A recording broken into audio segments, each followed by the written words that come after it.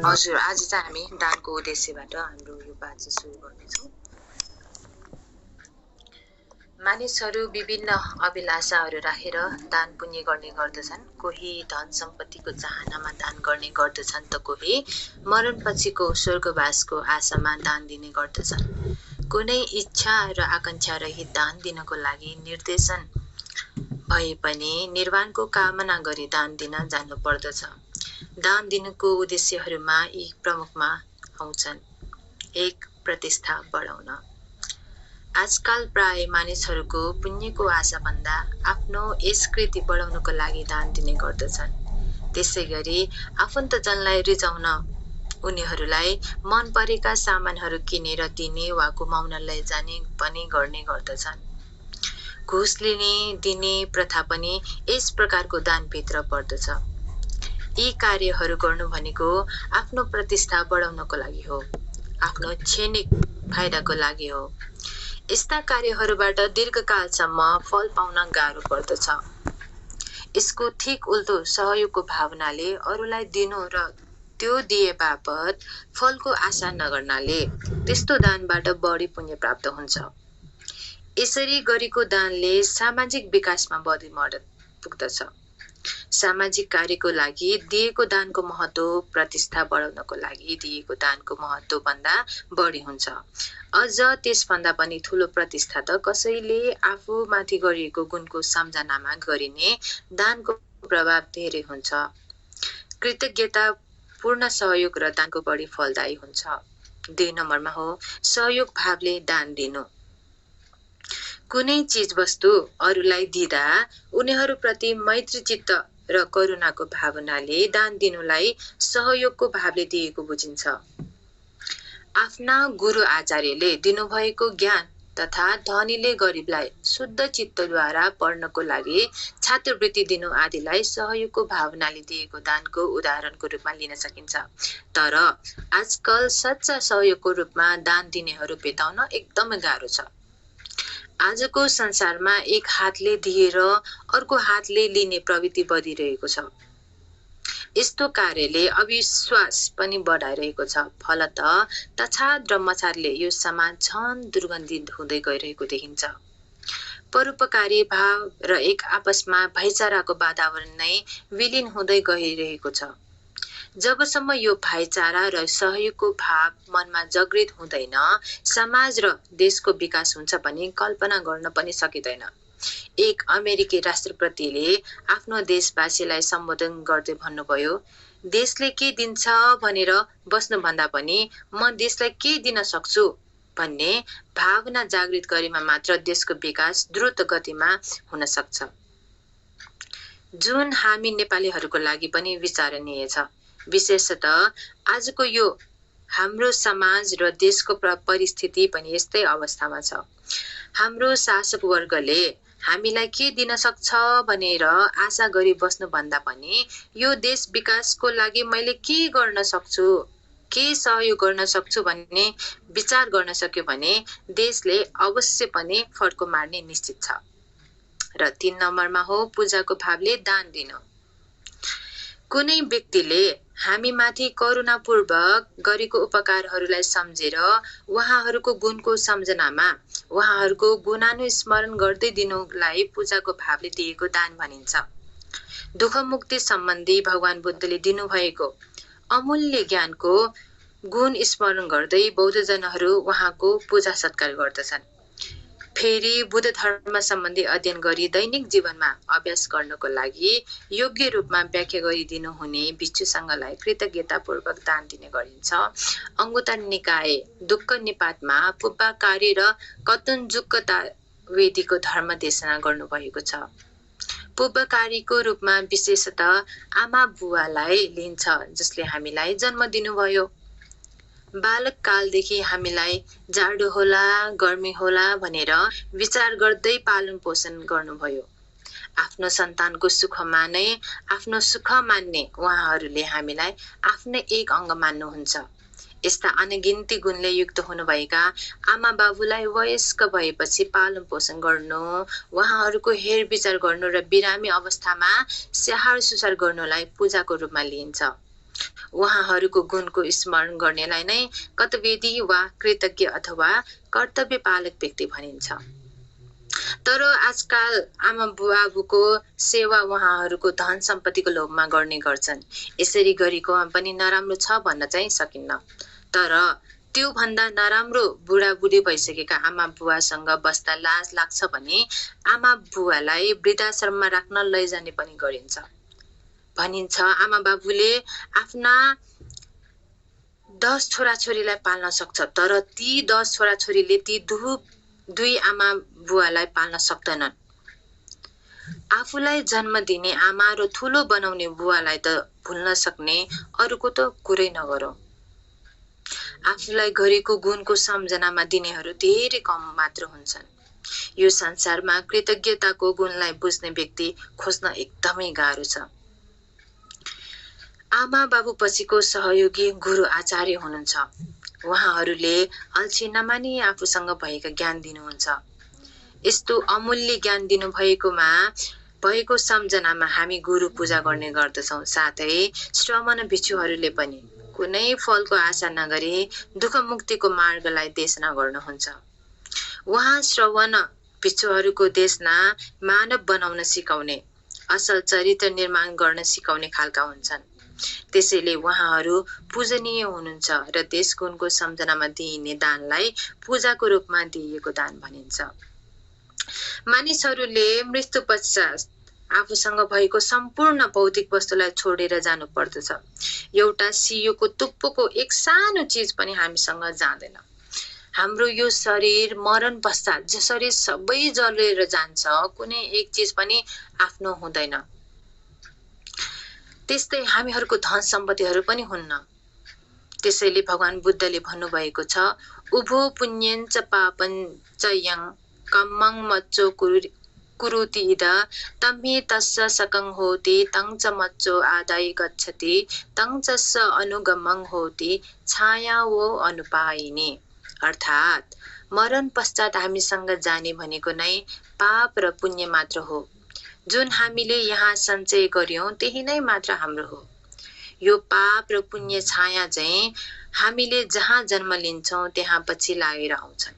मृत्यु पश्चात आफूसँग लाने पाप र पुण्यको प्रभावले अर्को जन्ममा असल र राम्रो ठाउँमा जन्म लिन पाउँछ भने दानको प्रभावले राम्रो स्थान र सम्पत्ति प्राप्त हुन्छ। हाम्रो गति हामी आफैले बनाउनु पर्छ, कुनै देवी देवताको वरदानले प्राप्त हुने होइन। यदि कुनै चीज त्याग गर्न सक्दैन भने हामी जतिसुकै देवताको अगाडि बसेर मलाई स्वर्गवास होस् भनी कराए पनि स्वर्गवास पाउन सक्दैनौं। आफूसँग भएको धन सम्पत्तिको कुनै भाग आफूसँग लाने एउटै मात्र बाटो हो, त्यो सहयोग वा मैत्री चित्तद्वारा दान दिनु हो। घरमा अकस्मात आग लागि भएमा त्यहाँबाट निकाल्न सकेको धन सम्पत्ति मात्र आफ्नो हुनेछ। आग लागेको समयमा आफूले सुरक्षित गर्न सकेको सम्पत्ति मात्र आफ्नो हुनेछ। आगोमा जलेको सम्पत्ति हामीले चाहेर पनि हाम्रो हुन सक्दैन। हामीले यो जन्ममा गरेको दान पुण्य मात्र अर्को जन्मको लागि राम्रो ठाउँमा जाने रासन टिकट हो। दान पुण्यलाई उच्च बनाउन आफूमा भएको ममत्व भावलाई त्याग गरी लोभ, द्वेष र मोहलाई कम गर्दै लाने कोसिस गर्न पर्दछ। अंगुत्तर निकाय अनुसार दान 8 प्रकारले दिने गरिन्छ। अनासक्त भावले दान दिनु, 2 मा हो भएको कारण दान दिनु, 3 अदृश्य रूपमा दान दिनु, 4 देहावतीको रूपमा दान दिनु, 5 मालिक राम्रो दान दिनु, 6 नपकाउनेलाई दान दिनु, 7 कृतिको आशामा दान दिनु र 8 नम्बरमा हो चित्त परिशुद्धको लागि दान दिनु। दान कसरी गर्ने? भगवान बुद्ध जेतवन बिहारमा विहार गरिरहनु भएको समयमा उहाँले आफ्नो दिव्य चक्षुद्वारा वेलुकण्ठक भन्ने गाउँमा नन्दा माता नाम गरेकी उपासिकाले भिक्षु सारीपुत्र र मोटकल्याण प्रमुख भिक्षुसँगलाई दान दिएको देख्नुभई उक्त दानका विषयमा भगवान बुद्धले भिक्षुसँगलाई सम्बोधन गर्दै भन्नुभयो, भिक्षुहरू, उपासिका नन्दा माताले 6 गुण दायकमा हुनुपर्ने 3 गुण र प्रतिग्राहकमा हुनुपर्ने 3 गुणले युक्त दान दिएकी छिन्। ती गुणहरू दायकमा हुनुपर्ने गुण 1. दान दिनुभन्दा पहिले मन राम्रो हुनुपर्छ। 2. दान दिँदै गर्दा चित्त प्रसन्न हुनुपर्छ। 3. दान दिइसकेपछि पनि चित्त प्रसन्न हुनुपर्छ। प्रतिग्राहकमा हुनुपर्ने गुण 1. रागलाई निर्मूल गरिसकेको वा गर्ने बाटोमा लागेको हुनुपर्छ। 2. द्वेषलाई निर्मूल गरिसकेको वा गर्ने बाटोमा लागेको हुनुपर्छ। 3. मोहलाई निर्मूल गरिसकेको वा गर्ने बाटोमा लागेको हुनुपर्छ। बिच्छुहरू, यी 6 प्रकारका लक्षणले युक्त भएको दानको आनिशंस धेरै छ। यो 6 प्रकारले युक्त भएको दानले धेरै सुख प्राप्त हुन्छ। जसरी समुद्रको पानी कति छ भनेर अट्कल गर्न सकिँदैन, त्यसै गरी यस्तो दानको फललाई पनि अट्कल गर्न सकिँदैन। यस दान सूत्रबाट के प्रस्ट्याउँछ भने सानोभन्दा सानो दान पनि यदि यी गुणहरूले युक्त भएमा त्यसको फल धेरै हुन्छ। बुद्ध धर्मानुसार 3 प्रकारले पूर्ण भएको दानको फल उच्च हुन्छ। ती गुणहरू हुन् शुद्ध चेतना 1. शुद्ध चेतना चित्त सम्पत्ति 2. शुद्ध वस्तु वस्तु शुद्धता 3. शुद्ध पुग्गल दायक र प्रतिग्राहक शुद्धता। 1. शुद्ध चेतना चित्त सम्पत्ति पुण्य सञ्चय गर्नको लागि शुद्ध मनले चिताएर दिने दान शुद्ध चेतना हो। कसैको दबावमा नपरी प्रफुल्ल मनले दान गर्ने इच्छा उत्पन्न हुनु हो। यदि कसैले नामको लागि मात्र दान गरेमा त्यो शुद्ध चेतना भएन। शुद्ध चेतनाबाट दान दिँदै गर्दा र दिइसकेपछि पनि आनन्द र पुण्यको अभिलाषा भएको हुनुपर्दछ। त्यसैले दान दिनु पूर्व आफ्नो चेतना उप चेतना हर्षित र प्रफुल्लित भएको हुनुपर्दछ। त्यसै गरी दान दिँदै गर्दा पनि हँसिलो मुहार र मनदेखि नै दिने चाहना उत्पन्न गरी दान दिनु मुञ्चना चेतना पर्दछ। त्यस्तै दान दिइसकेपछि पनि मन हर्षित भई पुण्यको त्यो सुखद क्षणको अनुभव सधैँ भइरहने स्वाभाविक धर्म अपरापार चेतना हो। चेतनाले दान कार्यमा धेरै नै महत्त्वपूर्ण भूमिका खेलेको हुन्छ। चेतना बिना कुनै काम गर्न सम्भव हुँदैन। चेतनाले सम्पूर्ण कार्यमा अग्रस्थान लिने भएकोले हाम्रो चेतनालाई शुद्ध राख्नु जरुरी छ। यसरी शुद्ध चेतनाले दिएको दानको प्रतिफल पनि अवश्य नै ठूलो हुनेछ। पुप्पेव दाना सुमनो ददं चित्तं प्रसादेय दत्वा अत्तमनो होति एष यज्ञस्य सम्पदा। अर्थात् दान दिने दायक भन्दा पहिले पनि खुसी, दान दिँदै गर्दा पनि खुसी र दान दिइसकेपछि पनि खुसी छ भने त्यस्तो दान नै महान दान हो। शुद्ध वस्तु वस्तु शुद्धता दान दिँदा शुद्ध वस्तु मात्र दान दिनु उपयुक्त हुन्छ। सफा र राम्रो मात्र नभई शुद्ध चित्तले परिश्रम गरी इमानदारी पूर्वक कमाएको वस्तु दान दिँदा राम्रो हुन्छ। कुनै पनि दुश्चरित्र र अपराधिक कार्यबाट कमाएको वस्तु दान दिनु हुँदैन। दुश्चरित्र र अपराधिक कार्यबाट कमाएर धेरै दान गर्नुभन्दा शुद्ध रूपमा कमाएर 2 मुठी चामल मात्र दान गर्दा बढी मूल्यवान हुन्छ। बुद्ध धर्म अनुसार वस्तु शुद्धता भन्नाले सुचरित्रबाट प्राप्त गरेको र ग्रहण गर्ने व्यक्तिलाई पनि त्यो वस्तु प्रयोजनयुक्त हुनु हो। दान दिँदा जहिले पनि दिने व्यक्तिले लिने व्यक्तिको आवश्यकता पूर्ति होस् भन्ने इच्छाले दिनु पर्दछ। एकजना धनी सधैँ बिच्छुहरूलाई भोजन दान दिने गर्थे। तर पनि सन्तुष्ट हुन नसकी बिच्छुसँग सोध्दा मेहनतले कमाएर खरिद गरेको वस्तु दान गर्दा शुद्ध हुन्छ भनेको सुनेपछि त्यस धनी गरिबको बेसमा काम गरी केही रकम कमाएर दान दिएर पुण्य कमाएको उदाहरणहरू त्रिपिटकमा उल्लेख छन्। 3. शुद्ध पुद्गल शुद्ध पुद्गल भन्नाले दान दिने दाता र दान लिने दुवै बुझिन्छ। दान दिने व्यक्तिलाई दायक भनिन्छ। दायक शीलमा प्रतिष्ठित भई कल्याण धर्म शुद्ध चित्तले पालन गरेको हुनु जरुरी छ।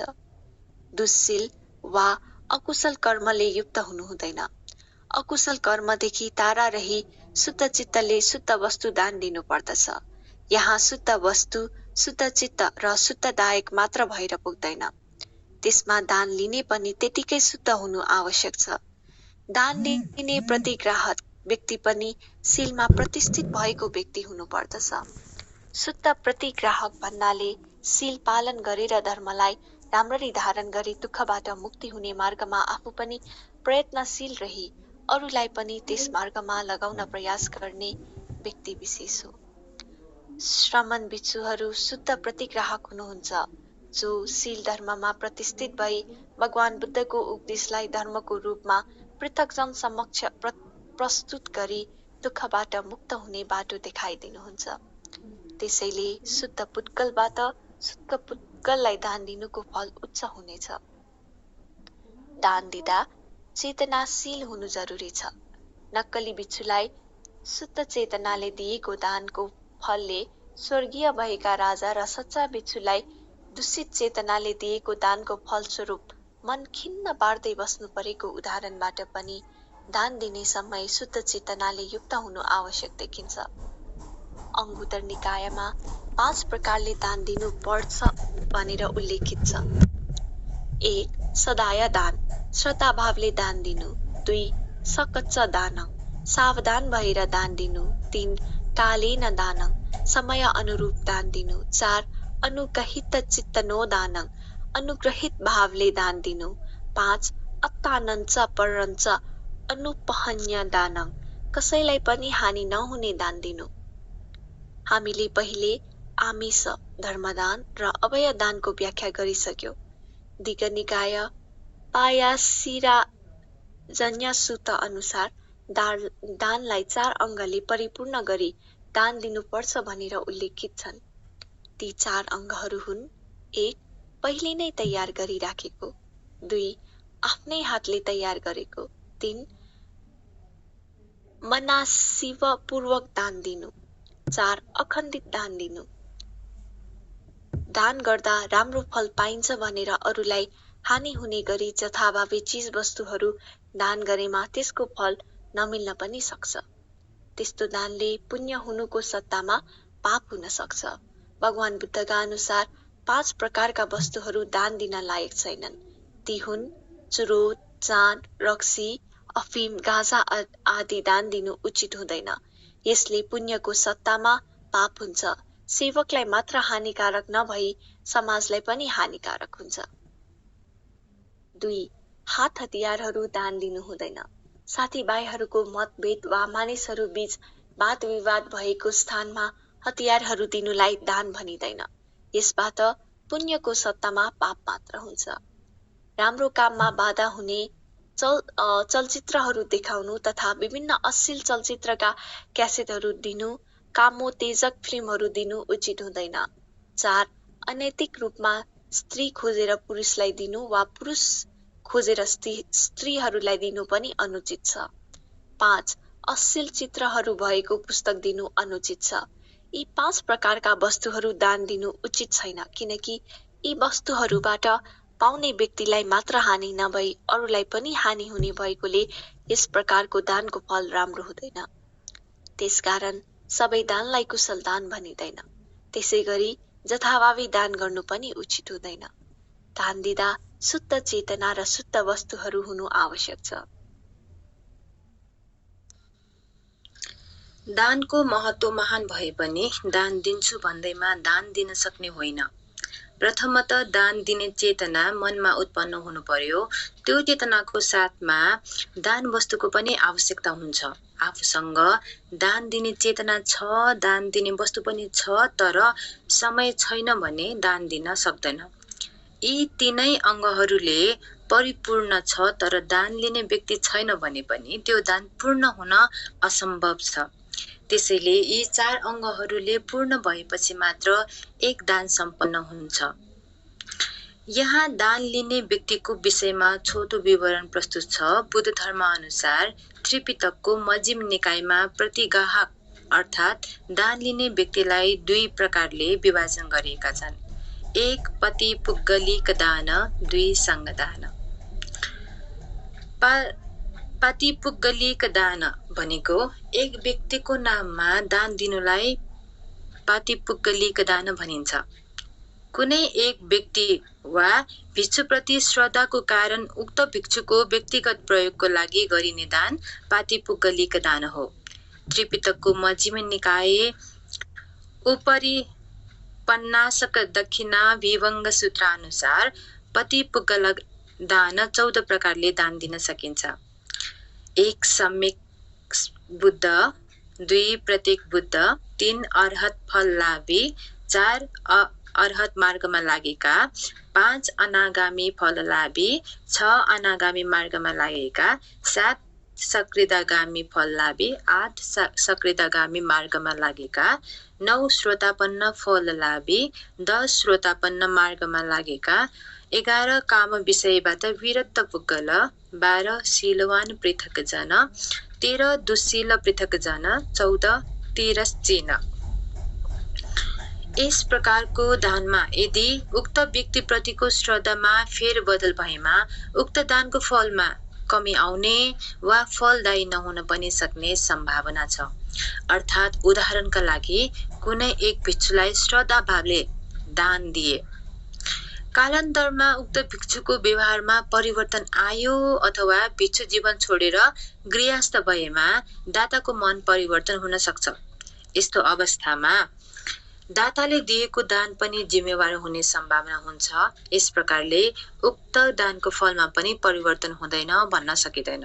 त्यसैले भगवान बुद्धले सङ्गदानलाई बढी जोड दिनु भएको छ। अब लागौ सङ्गदान। सङ्गदान भनेको 4 जना वा सोभन्दा बढी भिक्षुहरूको समूहलाई सङ्घ भनिन्छ। उहाँहरूको नाममा दिइने दानलाई सङ्गदान भनिन्छ।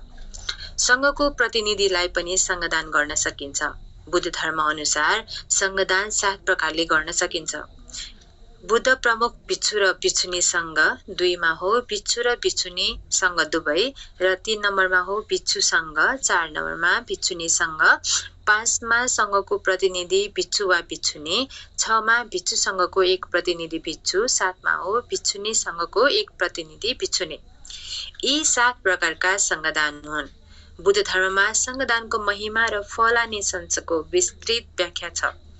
सङ्गदान कुनै व्यक्तिगत दान नभएको हुँदा दान पश्चात कुनै प्रकारको फेरबदलबाट दानदाताको चेतनामा धक्का लाग्ने छैन। सङ्गे दिन्नं महाफलम्, सङ्घलाई दिनु महाफल हो भनेर भगवान बुद्धले भन्नुभएको छ। शुद्ध चेतनाले समूहलाई दिएको दानको फल बढी हुनु स्वाभाविक नै हो। दानको फल बढी हुन्छ भन्दैमा जथाभावी दान दिनु हुँदैन। दान कसरी गर्नु पर्दछ त भन्ने विषयमा भगवान बुद्धले त्रिपिटकको अङ्गुत्तर निकायको दान सूत्रमा मानिसले 8 प्रकारले दान दिने गर्छन् भन्नुभएको छ। ती हुन्: 1 अनासक्त भावले दान दिनु, 2 डरको भावले दान दिनु, 3 गुणको बदलामा दान दिनु, 4 केही पाउने छु भने दान दिनु, 5 नम्बरमा हो राम्रो कामको रूपमा दान दिनु, 6 आफूसँग प्रशस्त भएर नहुनेलाई दान दिनु, 7 मा हो यस कृति बढ्ने आशाले दान दिनु, 8 मा हो चित्तलाई शुद्ध बनाउने चेतनाले दान दिनु। यसबाट के स्पष्ट हुन्छ भने हामी दान दिँदा कुनै न कुनै इच्छा र आकांक्षाहरू मनमा राखेर दान दिने गर्छौं। चाहे त्यो वस्तुको लागि होस् या यस कृतिको लागि होस् वा चित्तशुद्धिको लागि। दान दिँदा धन सम्पत्ति लाभ हुने, सुन्दर शरीर हुने अथवा मरणपछि स्वर्गवास हुने आशा, इच्छा र आकांक्षाले दान गर्ने गरिन्छ। दान नदिँदा गाली गर्ने हो कि भन्ने डरको कारणले पनि दान गर्ने गरिन्छ। त्यसै गरी मनमा रहेको मल वा क्लेश रूपी राग, द्वेष र मोहलाई कम गर्दै चित्त शुद्ध गरी ध्यान भावनालाई विकास गर्नको लागि पनि दान दिइन्छ। जसले दान गर्दछ उसको मन प्रफुल्लित भएको हुन्छ। मन शान्त र सहनशील र शिष्ट व्यवहारको हुनेछ। दान दिने मानिसको मनमा मात्र प्रफुल्लित नभई दान लिने व्यक्तिको मन पनि शान्त र खुसी बनाउने गर्दछ। तर लिनेलाई भन्दा दिनेलाई सुख वृद्धि हुँदैछ। त्यसैले भगवान बुद्धले कहिले अभ्यस्त नभएको मनलाई एकाग्रमा राख्ने प्रयत्न गर्नु नै एक किसिमको दान हो भनेर भन्नुभएको छ। त्यसकारण माथि उल्लेखित दानहरू मध्ये चित्त शुद्ध बनाउने दानलाई उच्च छ भनेर भन्नुभएको छ। त्यस्तै गरी भगवान बुद्धले मानिसहरूले किन दान दिन्छन् त भनेर दानवथो सूत्रमा उहाँले मानिसहरू कोही मन परेको कारण दान दिन्छन्, कोही कसैलाई सोधेको कारण, मोहको कारण, भयको कारण र परम्पराको कारण, स्वर्गवासको कारण, चित्त शुद्धिको लागि साथै चित्त एकाग्रको लागि दान दिने गर्दछन् भनेर भन्नुभएको छ। साथै श्वेत सूत्रमा पनि यस्तै किसिमले दान दिने र गर्ने विषयमा व्याख्या पाइन्छ। यदि हामीले यी विभिन्न किसिमका दानका प्रकारहरूलाई नियालेर हेर्ने हो भने आफ्नो इच्छा आकांक्षा पूरा होस् भने देवतालाई पूजा गर्नु पनि यसभित्रको एक हुन आउँछ। यो पुकारबाट हुने आनिसंस हामीले गरेको दानको प्रभावले हो, कुनै देवताको प्रभावले अवश्य पनि हुन सक्दैन, तर हामी उहाँहरूको अनुकम्पाले गर्दा भएको हो भन्ने ठान्छौँ। हामी मानिसहरू बीच भेदभाव उच्च नीच दरिद्र अल्पायु धनी गरिब आदि हुने ईश्वरको वरदान होइन, यो त हामी आफैले गरेको कर्मको विपाक वा फल हो। यहाँ कारण र कार्यले ठूलो स्थान ओगटेको छ। यसको विषयमा एक पटक तोदेय ब्राह्मणको छोरा शुभ मानवले भगवान बुद्धलाई मानिसहरू किन समान छैनन् भनी सोध्दा उहाँले 2 लक्षणहरूको कारणबाट हुन्छ भनेर भन्नुभएको थियो। ती हुन् अतीत जन्ममा दान धर्म गरी पुण्य सञ्चय नगर्नु, 2 नम्बरमा हो यस जन्मलाई सम्पन्न गर्न नसक्नु। पहिले सञ्चित नभएको र अहिले पनि आफ्नो शिल्प प्रयोग गरी सञ्चय गर्न नसक्नु वा दित्थधम्मिक प्रयोग धर्मलाई नबुझ्नु र नराम्रो बाटोमा लाग्नुका कारण भन्नुभएको छ। आज गर्मी छ, जाडो छ, पानी परेको छ, पछि गरौँला आदि बहानाहरू बनाएर आफूले गर्नुपर्ने कार्यलाई नै समयमा नै गर्न सकेनौ भने त्यसको फल भविष्यमा अवनति बाहेक उन्नति असम्भव नै छ। पुरानो कर्मको फल त यो जन्ममा भोग सम्पत्तिले पूर्ण हुन सक्ला, तर विवेक बुद्धि विहीन भएर प्रमादीपूर्वक जीवन बिताउन थाल्छ भने भलो हुने संकेत देखिँदैन र विनाशका कारण अवश्य हुन्छ। आज हामीले जुन यो बुद्ध धर्मदानको महिमाको वाचन गरेका थियौं, आज चाहिँ यतिमै हामीले रोक्नुपर्ने